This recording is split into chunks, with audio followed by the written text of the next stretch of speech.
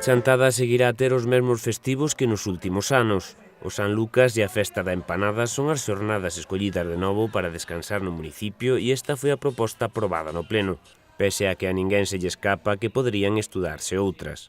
Habíase cambiado un ano ou dous para concretamente o martes de Carnaval. Non nos convencera daquelas isto porque xa o martes de Carnaval, como é tradición en Chantada tamén, que casi todo o mundo pecha pola tarde, bueno, pois que se monta a festa que hai todos os anos, maravilloso, non, desde o meu punto de vista, e, bueno, volveuse a recuperar o San Lucas. A partir de agora, bueno, pois veremos de maio do ano que ven pa diante a ver que se determina, non?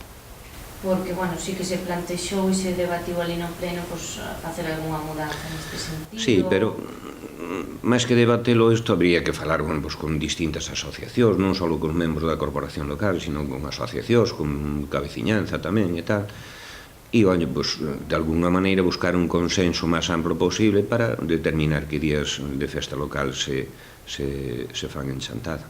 Pero, bueno, tampouco hai moita problemática ou moita xente que conteste inadecuadamente a esta situación.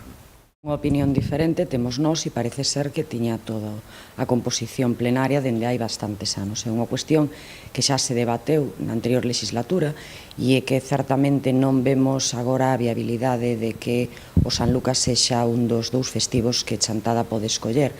Nos sempre vimos dicindo que hai que estudar outras alternativas que poidan ser máis revitalizadoras para a vila, tal vez o martes de Entroido ou outras posibilidades.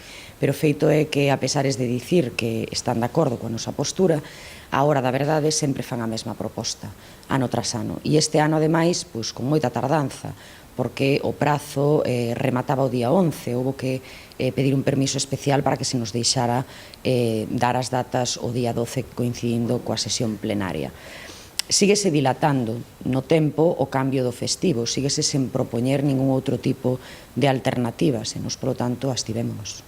Da outra vez xa non viñeron polo pleno, cando teñen que vir polo pleno, desta vez veñen e quedárase de que se ia falar para intentar comentar se había outras alternativas ou chegar a algún tipo de consenso entre os grupos e volvemos aos feitos consumados. É certo que a aritmética que hai no pleno lles permite gobernar co piloto automático e en maioría absoluta, pero tamén é certo que esa maneira non é un xeito de buscar apoios nin sacar certos temas como os festivos locais que eu creo que intercambiando un par de correos poderían sair por unanimidade.